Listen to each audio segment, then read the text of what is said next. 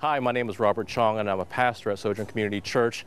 And I want to let you know, and I'm speaking to you as pastors who are considering in the future if God would so mobilize churches helping churches to go into. Sorry, I'm talking if God would mobilize. Start from that one. Okay. If God would mobilize churches helping churches to respond to another area in the world that has been devastated, I would encourage you to prayerfully consider it.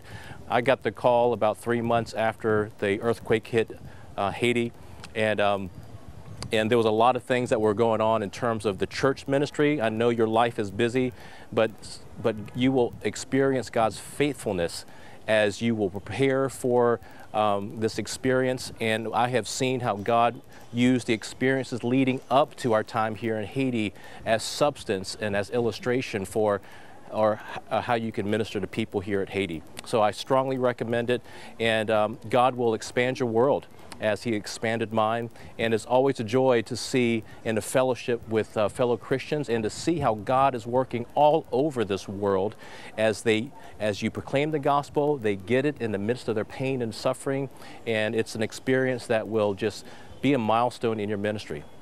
Well, the way that you should not prepare is to think that you're coming in as the expert and you're the only one who has something to offer. We have been challenged by these pastors down here, and we have learned as much from them as them from us.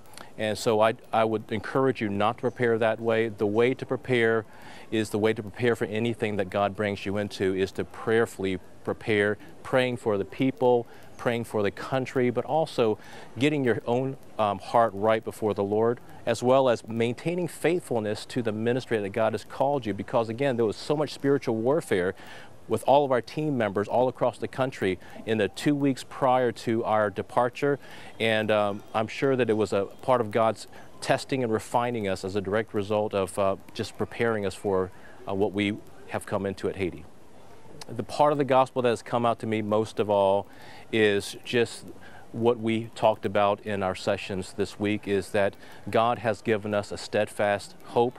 He's given us an unshakable faith, and He's given us an incredible love that will sustain anybody in the midst of traumatic, devastating loss.